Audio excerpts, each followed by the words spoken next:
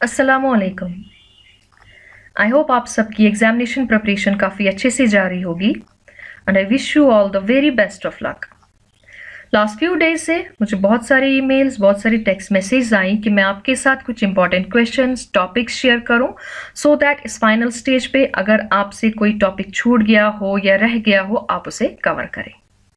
Accordingly अपनी lecture series को आज ऑन पॉज करके मैं आपके लिए कुछ इंपॉर्टेंट क्वेश्चंस, कुछ इंपॉर्टेंट टॉपिक्स लाई हूं और यहां मैं आपको बता दूं कि ये दोनों ओल्ड और न्यू सिलेबस को कवर करते हैं, यानी जिन जूनियर असिस्टेंट्स, सीनियर असिस्टेंट्स ने 2021 से पहले ट्रेनिंग की है और जिन्होंने 2021 के बाद ट्रेनिंग की है, ये सब के लिए ही इक्वली एप्लीकेबल है। ठीक है, तो चलिए पेपर वाइज देख लेते हैं। पेपर फर्स्ट, जैसे आपको पता है इसमें आपके 3 पोर्शंस है। ठीक है, तो पहला उसमें है प्रोसीजर्स ऑफ सेक्रेटरीट मैनुअल।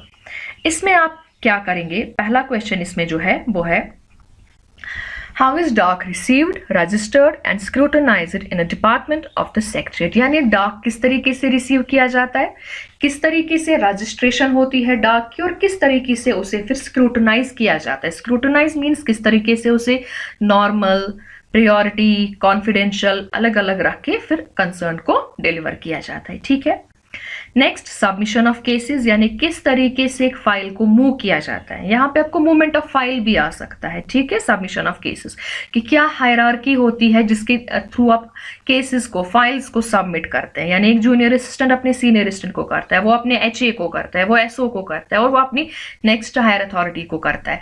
उसी हिसाब से, उसी हायरार्की से वो केसेस वापस आपके पास आते हैं। ठीक है, तो आप इसके अंडर लिखेंगे arrear statement, weekly etcetera, fortnightly, monthly and half yearly returns.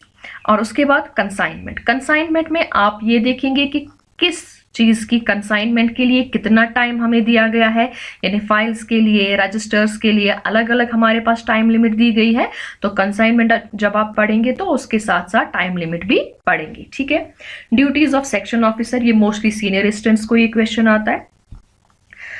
Portion second, conduct rules. Conduct rules में पहले आप डेफिनेशंस देखेंगे। तो यहां मैं आपको बता दूं कि हर रूलिंग में पहले डेफिनेशंस आती है। तो आपको जो है कैसे पूछा जाता है क्वेश्चन कि एक पर्टिकुलर रूल के कंटेक्स्ट में आप इस चीज को डिफाइन करो। सपोज फैमिली है, ठीक है, ये कंडक्ट रूल में भी आती है, सीसीए रूल में भी आती है, मेडिकल रिम्बर्समेंट रूल्स में भी आती है, ये आपके लीव रूल्स में भी आती है, ये आपके डिक्लेरेशन रूल्स में भी आती है। लेकिन हर रूल में इसकी जो डेफिनेशन है वो स्लाइटली डिफर कर जाती है, वर्डिंग हल्की सी डिफरेंट होती है।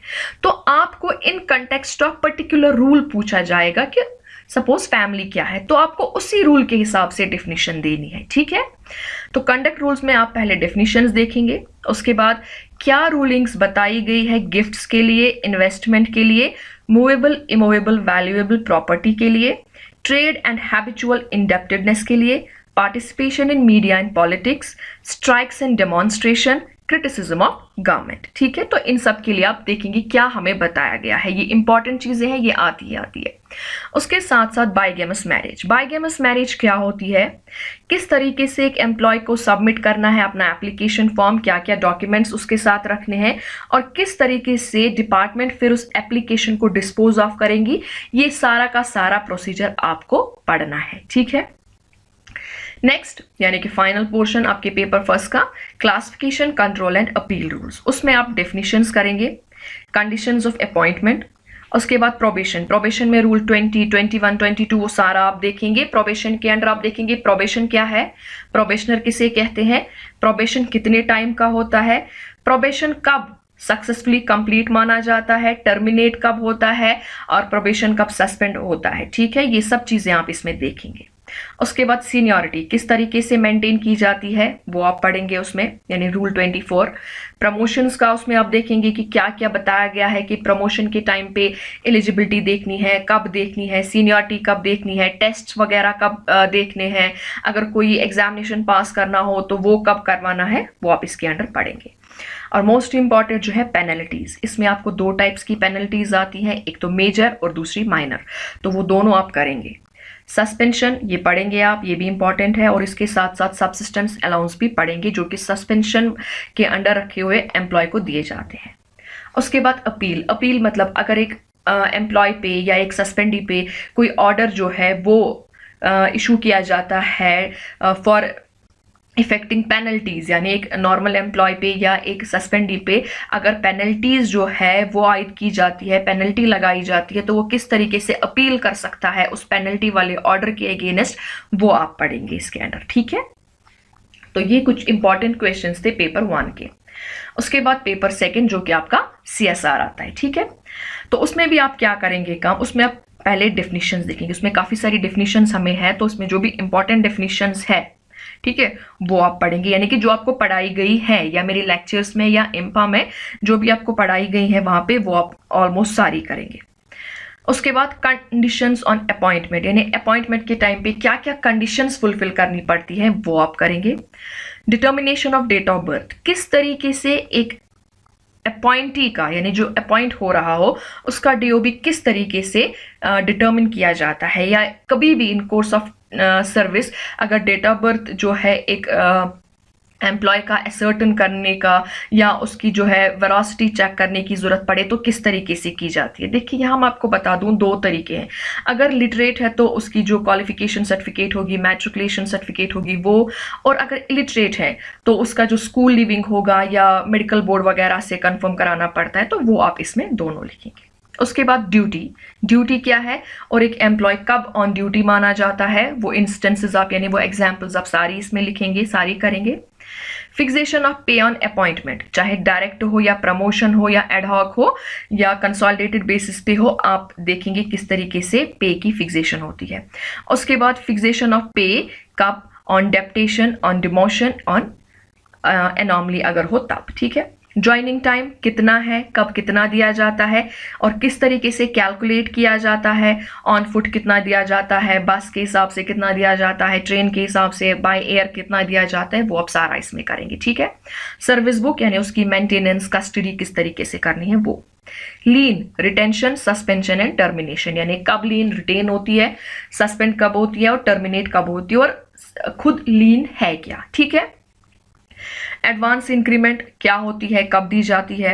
स्टरलाइजेशन इंक्रीमेंट वो आप करेंगे, और एडवांस इंक्रीमेंट में टाइप्स भी आते हैं कि कौन कौन से टाइप की एडवांस इंक्रीमेंट है, वो भी आप इसमें लिखेंगे। ठीक है, साथ ही साथ आप यहाँ पे स्टैग्नेशन इंक्रीमेंट भी लिख सकते हैं।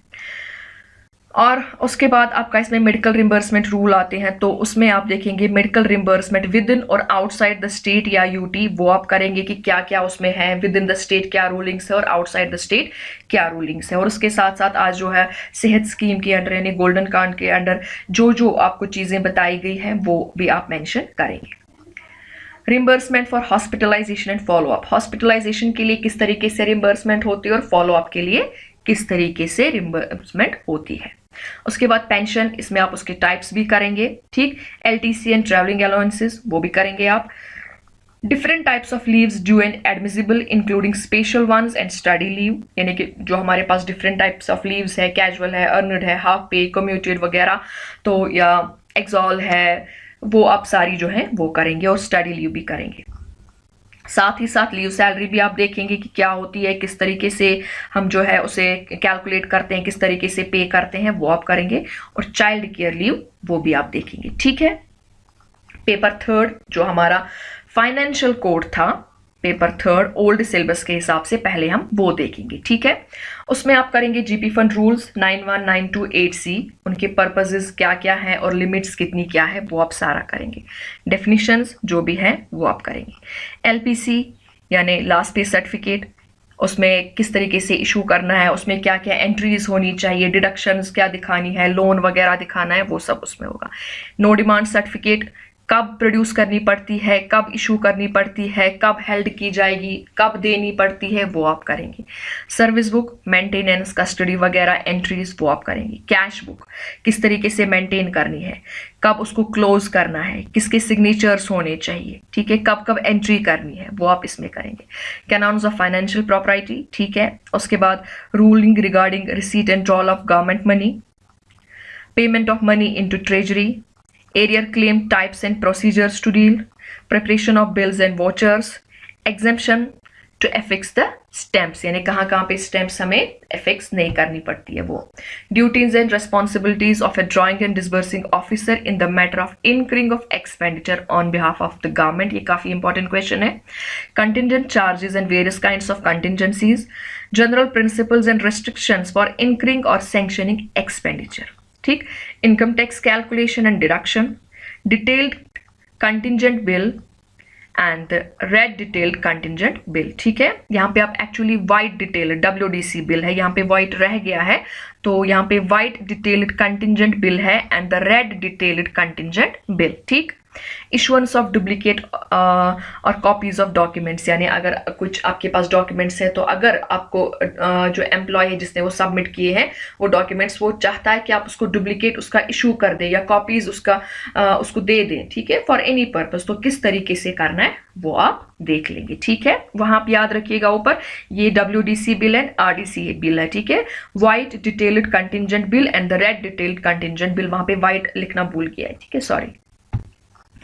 उसके बाद paper third as per new syllabus. ठीक, उसमें आप करेंगे जनरल प्रोविडेंट फंड रूल्स 1960, जिसमें आप रूल 12 और 15 यानी विड्रॉल एंड एडवांस पढ़ेंगे. पर्पसेस उनके, लिमिट्स, एडमिसिबिलिटी. ठीक.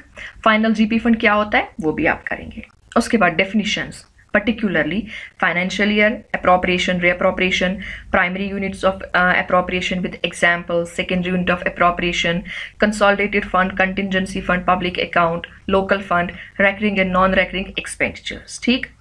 उसके बाद आप करेंगे इसमें capex and opex model, difference between the two models, interdepartmental consultations with examples, management of revenue, money received on behalf of government, management of government accounts, renting of buildings, fines, canons और standards और principles of financial property. ये काफी important question है दोनों syllabus के हिसाब से.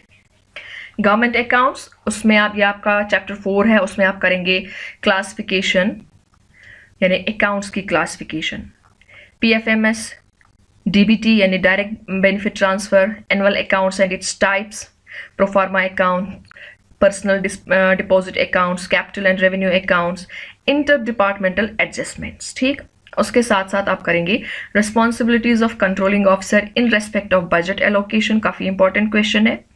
Provision of funds for sanction, there communication and lapse of sanction, यानी किस तरीके से हमें सैंक्शन को जो है प्रोविजन रखना है फंडिंग उनके लिए, यानी अगर हम कोई सैंक्शन दे तो उसके लिए किस तरीके से प्रोविजंस होगी फंड के लिए, यानी उस सैंक्शन के थ्रू जो हम फंड दे रहे हैं उस फंड के लिए क्या क्या प्रोविजंस है, किस तरीके से सैंक्शंस हम कम्युनिकेट करते हैं और सैंक्शन कब लैप्स होती है. ठीक है. Loss to government property and report thereof, यानी अगर गवर्नमेंट प्रॉपर्टी को लॉस होता है किस तरीके से क्या उसे करना है और कैसे रिपोर्ट करना है. ठीक है. नेक्स्ट आपका वर्क्स चैप्टर है, उसमें आप टाइप्स ऑफ वर्क्स पहले करेंगे. उसके बाद पावर्स टू सैंक्शन वर्क्स, यानी किस अथॉरिटी के पास कितना पावर है वर्क को सैंक्शन करने का. Review of projects. ठीक. उसके बाद आपका मिसलेनियस चैप्टर आता है, उसमें आप करेंगे addition to establishment, transfer of charge, procedure in dealing with different types of arrear claims, both normal and time barred, compensation of accidental loss to government officers. ठीक है. Now paper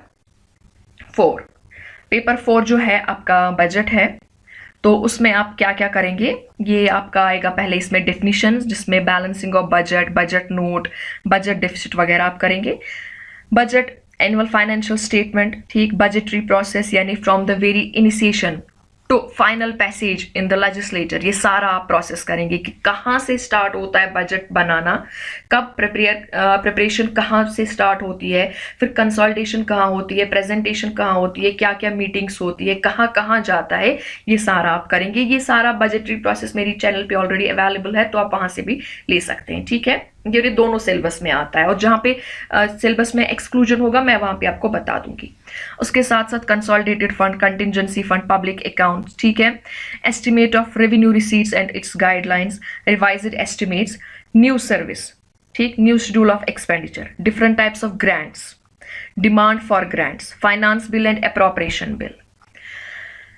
appropriation bill and appropriation में क्या difference है वो, reappropriation and redistribution, cases where reappropriation is not admissible, budget forms, especially B4, B2, B10, token demand and vote on account, charged and voted expenditures या items, supplementary expenditure and it is scheduled, vote on account, budget calendar, tax and non-tax revenue, estimates of expenditure ये new syllabus में नहीं है तो उनको ये exclude करना है, पुराने सिलेबस वालों को है.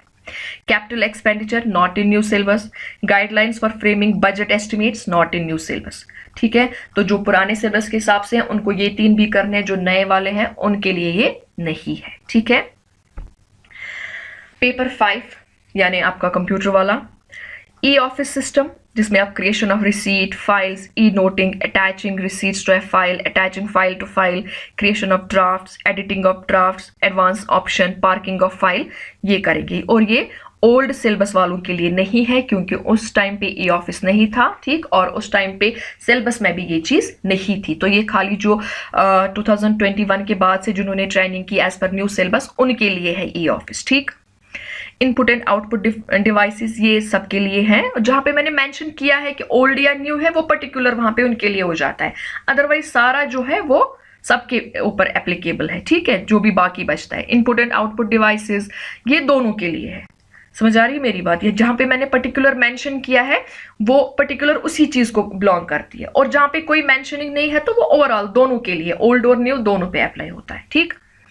Input and output devices, software, hardware components, adding an external hardware device like printer, memory device, etc. to computer. Email, components and operation, replying and forwarding an email. देखिए, अटैचिंग ऑफ फाइल स्टेप्स मैंने यहाँ लिखे. Email components and operation, ऐसे तो email काफी आसान लगता है हमें. हाँ जी, हम रोज हजारों ईमेल करते हैं, 10, 15, 20 तो कर ही लेते हैं. ठीक है, लेकिन आपको स्टेप वाइज लिखना है वहां पे कि किसके बाद हमें किस चीज पे क्लिक करना है, उसके बाद वहां से क्या चीज शो होती है, उस विंडो पे किस पे हमें क्लिक करना है. समझ आई बात? तो स्टेप वाइज लिखना है. Replying and forwarding an email कितना आसान है, 2 क्लिक से हो जाता है, लेकिन आपको लिखना है वहां पे कि जब मैं अटैच पे क्लिक करता हूं वहां पे कौन सा विंडो फिर शो हो जाता है, उसके बाद मुझे क्या करना है, उसके बाद ये आपको स्टेप बाय स्टेप लिखना है. ठीक है. अटैचिंग फाइल, ठीक, उसकी भी आपको स्टेप वाइज ही लिखना है. अगर आपको फॉरवर्ड करना है ईमेल तो उसकी भी आपको स्टेप वाइज लिखना है कि जब हम ईमेल को ओपन करते हैं वहां पे राइट हैंड साइड से हमारे पास ऑप्शंस आते हैं फॉरवर्ड, या at the end at the bottom हमारे पास एक ऑप्शन आता है फॉरवर्ड, रिप्लाई, रिप्लाई ऑल. हमें फॉरवर्ड पे क्लिक करना है. जब हम फॉरवर्ड पे क्लिक करेंगे तो नया विंडो ओपन हो जाएगा, वहां पे हमें एड्रेस देना है. तो ऐसे आपको स्टेप वाइज लिखना है. ठीक है. जंक मेल एंड स्पैम, ठीक, लैन मैन वैन wifi, step wise installation and uninstallation of a software, यानी एक सॉफ्टवेयर को किस तरीके से इंस्टॉल करना है और अनइंस्टॉल करना है, इसमें भी आपको स्टेप्स लिखने हैं. देखिए, जब हम कोई भी सॉफ्टवेयर, दिन भर हम फोन पे 10 सॉफ्टवेयर एप्लीकेशंस इंस्टॉल करते हैं, या लैपटॉप पे अपने, डेस्कटॉप पे अपने हम कोई भी सॉफ्टवेयर इंस्टॉल कर लेते हैं. ठीक है, तो हमें आसानी वहां पे लगती है, हम एक एक करके क्लिक वहां पे खुद ही होता है, नेक्स्ट, फिनिश या कुछ ऐसा, क्लिक ऑन द एक्सेप्ट. लेकिन हमें ये सब चीजें जो है यहाँ पे स्टेप वाइज लिखनी है कि इसके बाद हमें ये करना है, इसके बाद ये करना है. ठीक है, तो step wise installation and uninstallation. ठीक. सपोज मेरे पास एक सॉफ्टवेयर, चलो एंटीवायरस कोई है, अवास्ट फॉर एग्जाम्पल, वो मुझे इंस्टॉल करके और मुझे बताया जा रहा है to install the very software, आप जी स्टेप्स बताओ. ठीक है, तो मुझे अब लिखना है, हाँ जी मुझे पहले कंट्रोल पैनल में जाना है, वहां पे फिर प्रोग्राम्स में जाना है, फिर वहां पे अनइंस्टॉल है प्रोग्राम करना है, फिर वहां पे मुझे इस तरीके से आप स्टेप्स को याद करेंगे. ठीक है. उसके बाद different types of operating systems, specially जो है इनकी इमरजेंस, यानी फ्रॉम द वेरी बिगनिंग, कब एक्सपी था, कब विस्ता था, कब फिर विंडोज की सीरीज स्टार्ट हुई, ये वाली 7, 8, 9, 10 वाली. ठीक है, और स्पेशली वर्जन 10 आप करेंगे. ठीक है. ऑपरेटिंग विंडोज, यानी कि जो विंडोज है उसमें किस तरीके से ऑपरेशंस होते हैं, यानी वॉलपेपर कैसे सेट करना है, डिस्प्ले सेटिंग्स क्या है, टाइम कैसे रखना है, कौन सी चीज कैसे करनी है, बैकग्राउंड कैसे ब्लैक से व्हाइट करना है, व्हाइट से ब्लैक करना है. तो ये विंडोज की कुछ आपको ऑप्शंस करने पड़ेंगे.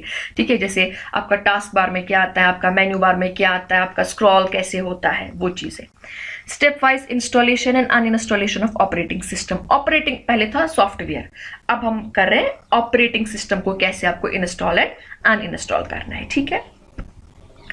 Virus and antivirus along with names. क्योंकि हमें पता है बहुत सारे नाम है वायरसेस के, जैसे ट्रोजन है या कुछ भी है उनके नाम, एंटीवायरसेस के नाम वो आप करेंगे।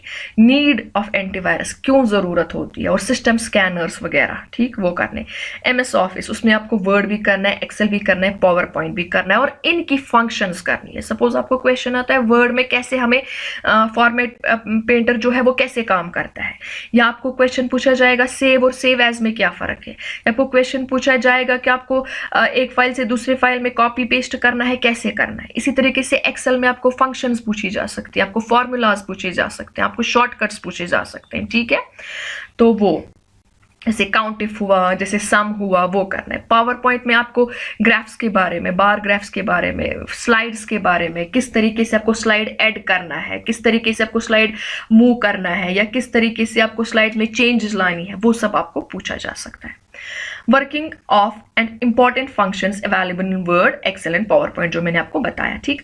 फाइल एक्सटेंशन, जैसे आपकी होती है वर्ड फाइल, आपकी होती है PDF फाइल, आपकी होती है एक्सेल फाइल, उनके एक्सटेंशंस क्या है, ठीक है। बैकअप क्या होता है, कितने तरीकों का बैकअप होता है, ठीक है, और प्रोसीजर क्या है बैकअप करने का, यानी कि आपकी जो फाइल्स का बैकअप लेते हो, अपने सिस्टम का बैकअप लेते हो, कितने टाइप्स का बैकअप है, कब कौन सा बैकअप जरूरत लगता है हमें, और क्या नीड है हमें बैकअप की, वो आप करेंगे, ठीक है। मेमोरीज के टाइप्स यानी रोम और रैम, ठीक, डिफरेंट टाइप्स ऑफ मेमोरीज जो आपको पता ही है। अपलोडिंग एंड डाउनलोडिंग, वो क्या होती है, कैसे की जाती है। Retrieving of deleted files and folders, कैसे रिट्रीव कर सकते हैं हम डिलीटेड फाइल्स एंड फोल्डर्स, ठीक है। वेब रिलेटेड टर्म्स, जैसे web page, website, web browser, search engine, browsing, ये आपको पता होनी चाहिए। Security and cracking of passwords, ठीक। शॉर्टकट फंक्शन, जिसमें जैसे कंट्रोल एस या कोई भी कंट्रोल वगैरह हमारा जितना आता है, शिफ्ट आते हैं, या हमारे पास जो होती है फंक्शन कीज जो होती है F1, F2, F3, उनके बारे में पूछा जा सकता है। इंटरनेट और इंट्रानेट, ये सब क्या है वो पूछा जा सकता है। ये काफ़ी इंपॉर्टेंट क्वेश्चंस है, ये मतलब काफ़ी सारे पेपर्स को उनका जिस्ट निकाल के ये मैंने आपको मतलब सामने पेश किया, आपके सामने ये मैंने प्रिपेयर किया है। नाउ लास्ट पेपर, जो कि पेपर 6 है, जिसमें आपको एक तो जेके के बारे में पूछा जाता है और कुछ रूलिंग्स के बारे में, ठीक है। तो जो पहला पोर्शन है उसमें जेके का, उसमें आप देखेंगे डेमोग्राफिक फीचर्स क्या है। देखिए यहाँ मैं आपको बता दूं कि अगर ओल्ड सिलेबस वाले हैं तो वो जेके और लद्दाख भी करेंगे, और अगर न्यू सिलेबस वाले हैं तो वो खाली JNK करेंगे, ठीक है। Demographic features of JK, tourism in JK, handicraft, forest wealth, sericulture, live stock, ठीक। तो ये जेके मैंने लिखा है, लेकिन अगर ओल्ड सिलेबस वाले हैं तो वो लद्दाख का भी इसमें ऐड करेंगे, ठीक। उसके बाद fundamental rights as per Indian constitution, ये दोनों ओल्ड और न्यू सिलेबस वालों के लिए है। आर्टिकल 370, ये न्यू सिलेबस वालों के लिए नहीं है, ये खाली ओल्ड सिलेबस वालों के लिए है, लेकिन बहुत इंपॉर्टेंट है, ठीक है। उसके बाद नेक्स्ट उसमें आता है आपका public man and public servants assets declaration acts and rules, तो उसमें आप डेफिनेशंस पहले करेंगे। उसके बाद किस तरीके से at the time of appointment हमें डिक्लेयर करनी पड़ती है अपनी प्रॉपर्टी, और उसके बाद वो आप लिखेंगे, ठीक। Restrictions to acquire and transfer of property, वो करेंगे। Custody of property returns, penalty for non submission of property returns, time frame सब प्रिस्क्राइब्ड, यानी कितना टाइम दिया गया है कि आपको सबमिट करना है प्रॉपर्टी रिटर्न, कितने टाइम में, अगर आपने नहीं किया तो आपको कितना टाइम और दिया जा सकता है, या कितना टाइम अथॉरिटी के पास है कि वो आपको नोटिस इशू करे, फिर कितने टाइम में उस नोटिस के रिप्लाई में आपको सबमिट करना है अपना रिप्लाई, तो वो सब आप इसमें टाइम फ्रेम्स में देखेंगे, ठीक है। RTI एक्ट और रूल्स जो हमें दिए गए हैं, तो 2005 और 2009 एज पर द एप्लीकेबिलिटी, देखिए जो पुराना सिलेबस है उनको 2009 वाला अप्लाई होता है, और जो न्यू सिलेबस है उनको 2005 वाला अप्लाई होता है। तो आप देखेंगे कि कौन सा आप पे अप्लाई होता है, उस हिसाब से आप करेंगे, लेकिन करेंगे क्या, डेफिनेशन जैसे इंफॉर्मेशन, थर्ड पार्टी रिकॉर्ड वगैरह, ठीक। Procedure for seeking information bye applicant, किस तरीके से एक एप्लीकेंट को अप्लाई करना है इंफॉर्मेशन मांगने के लिए, उसको उसके साथ क्या क्या डॉक्यूमेंट्स रखने हैं, कैसे फी वगैरह रखना है, ठीक है। फिर एक डिपार्टमेंट में जो एक कंसर्न बंदा होगा उसको किस तरीके से इस एप्लीकेशन के साथ डील करना है, वो सारा प्रोसीजर लिखेंगे, याद करेंगे, ठीक है। फी एप्लीकेबल, कितना फी इनिशियल होता है, फिर उसके बाद अगर आपको कॉपिंग, जेरोक्सिंग या बाकी चार्जेस हो गए, इंस्पेक्शन चार्जेस, वो कैसे है, कितने हैं, और किस तरीके से कम्युनिकेट करने हैं, वो करेंगे आप। रिजेक्शन ऑफ एप्लीकेशन, अगर आप रिजेक्ट करते हैं एक एप्लीकेशन को, नहीं देते हैं इंफॉर्मेशन, तो किस तरीके से रिजेक्ट करनी है, उस टाइम पे किस तरीके से आप एप्लीकेंट को जो है इन्फॉर्म करेंगे, कितने टाइम में इन्फॉर्म करेंगे, ठीक। उसके बाद एक्सेप्शंस इन प्रोवाइडिंग इंफॉर्मेशन की हमें पता है, देखो सेक्शन 8-9 हमारा उसमें आता है कि उसके अंडर हम इंफॉर्मेशन को नहीं प्रोवाइड कर सकते हैं। वो कुछ वहां पे हमें दिए गए हैं कि कौन कौन सी चीजें हम प्रोवाइड नहीं कर सकते, ठीक। तो वो आप देखेंगे कि क्या क्या है जहां पे हमें एक्सेप्शन है कि हम वो इंफॉर्मेशन प्रोवाइड नहीं कर सकते। टाइम फ्रेम्स, कितना टाइम दिया गया है both applicant as well as government department को, जो वहां पे कंसर्न PIO होगा उसको, कि डिफरेंट स्टेज ऑफ RTI पे वो मतलब एक्ट करेगा, यानी कितने टाइम में एक डिपार्टमेंट को रिप्लाई करना है, फिर कितने टाइम में अपील कर सकता है एप्लीकेंट, कितने टाइम में अपील का डिस्पोजल होता है, कितने टाइम में एप्लीकेंट फिर सेकंड अपील कर सकता है, कितने टाइम में उसका डिस्पोजल हो सकता है, या कितने टाइम में अगर एक कंसर्न डिपार्टमेंट में जो है अथॉरिटी उसके पास अवेलेबल नहीं है इंफॉर्मेशन, तो वो कितने टाइम में ये एप्लीकेशन दूसरे डिपार्टमेंट या दूसरे विंग या दूसरे ऑफिसर को फॉरवर्ड करता है जिसके पास इंफॉर्मेशन अवेलेबल हो, उसमें कितना टाइम दिया गया है। तो ये सारा टाइम फ्रेम जो एट वेरियस स्टेजेस है वो आप करेंगे इसमें आराम से, ठीक है। फंक्शंस ऑफ कमीशन और अपील, ठीक है, तो वो आप इसके अंडर करेंगे। नेक्स्ट हमारा रिजर्वेशन एक्ट और रूल्स है, उसमें भी आप डेफिनेशंस करेंगे और उसमें आप करेंगे कि रिजर्वेशन कितनी है, कितने परसेंटेज है अपॉइंटमेंट्स में, चाहे डायरेक्ट हो या बाय प्रमोशन हो, वो आप करेंगे। इसमें प्रेजेंट रिजर्वेशन कितनी है, आपको ये सारी वीडियोस मिल जाएंगे अभी भी। हॉरिजॉन्टल और वर्टिकल रिजर्वेशन क्या होती है, इन दोनों में क्या डिफरेंसेस है, कितनी कितनी है दोनों, ठीक है। रोस्टर क्या है, कैसे मेंटेन करना है, कस्टडी क्या है उसकी, बैकलॉग वैकेंसीज क्या होता है और उनके साथ किस तरीके से फिर आगे हमें ट्रीटमेंट करना है, ठीक है। प्रिपरेशन ऑफ सिलेक्ट लिस्ट किस तरीके से करना है, चाहे अपॉइंटमेंट हो प्रमोशन हो। इशुएंस ऑफ कैटेगरी सर्टिफिकेट्स, उनकी वैलिडिटी क्या होती है, रिवाइज कैसे की जाती है, ठीक है, रिवैलिडेट कैसे की जाती है, और इनमें भी अपील्स कैसे की जाती है। सपोज कोई बंदा है वो जो है RBA है, तो उसको जो है बोल रहे हैं नहीं जी तुम नहीं हो, तुम्हें नहीं दे सकते, उसकी एप्लीकेशन रिजेक्ट की जाती है, तो वो किस तरीके से अपील करेगा, या उसको गलत कैटेगरी की मिल जाती है, वो किस तरीके से अपील करेगा, वो किस तरीके से अप्लाई करेगा, ठीक है, वो आपको सारा इसमें देखना है। और कौन सी अथॉरिटी कॉम्पिटेंट है कि वो सर्टिफिकेट इशू करे, ठीक, और क्या क्या चीजें देखनी है कॉम्पिटेंट अथॉरिटी को वाइल इशूइंग ए सर्टिफिकेट, उसके लिए बाकायदा क्राइटेरियाज है। जैसे अगर हमारे पास कास्ट बेसिस सर्टिफिकेट्स है तो उनके लिए एक नोटिफाइड कास्ट लिस्ट रखा गया है। अगर हमारे पास जो है इकोनॉमिकली बैकवर्ड सर्टिफिकेट इशू करनी है तो उसके लिए प्रेस्क्राइब्ड मतलब फाइनेंशियल लिमिट्स रखी गई है, तो वो चीजें जो है, या अगर हमें RBA का देखना है तो उसमें बराबर रखा गया है कि कितने सालों तक ये बंदा फला एरिया में रहा होना चाहिए, उनके भी एरियाज नोटिफाइड है। तो वो सब चीजें देख के जो है किस तरीके से एक एप्लीकेंट जो है वो अप्लाई करेगा और किस तरीके से डिपार्टमेंट उसे उसकी एप्लीकेशन को देखभाल के फिर इशू करेगा सर्टिफिकेट, और कितने टाइम में इशू करनी है सर्टिफिकेट, वो चीजें आप इसमें देखेंगे, ठीक है। With this I will conclude today's video. मैंने कोशिश की पिछले 10 से 12 सालों के पेपर्स में से छांट के इंपॉर्टेंट क्वेश्चंस, और उसके बगैर भी जो इंपॉर्टेंट क्वेश्चंस लगते हैं जो उनके चांसेस है आने को, क्योंकि अब बहुत टाइम हो गया मुझे इस सब के साथ, तो इस वजह से वो इंपॉर्टेंट क्वेश्चंस भी इसमें डाल के मैंने पूरी कोशिश की कि आपके सामने लाऊं। तो आप इन सब के थ्रू प्लीज जाइएगा। अगर कोई भी आपको इस टाइम लगता है कि ये क्वेश्चन आपको नहीं समझ आ रहा, नहीं अवेलेबल है, तो आप मुझे ईमेल कर दीजिएगा, ठीक है। तो यूट्यूब कमेंट में आप लिख सकते हैं, लेकिन वहां पे रिप्लाई करना, वहां पे एक्सप्लेन करना मुश्किल हो जाता है, तो आप मुझे डायरेक्टली ईमेल कीजिएगा या फेसबुक पेज पे अपनी क्वेरी भेज दीजिएगा, ठीक है। With this I'll conclude and I'll request you कि आप वीडियो को प्लीज लाइक और शेयर करें, और चैनल को अगर सब्सक्राइब नहीं किया है तो सब्सक्राइब कीजिए। और जो भी आपको लगे कि कहीं पे आपको कुछ इस टाइम पे, क्योंकि एग्जामिनेशन है, कोई भी आपको जो अड़चन आ रही है, कोई नोट आपके पास नहीं है, कोई क्वेश्चन आपके पास नहीं है, तो आप मुझसे वो मांग सकते हैं, ठीक है। Thank you.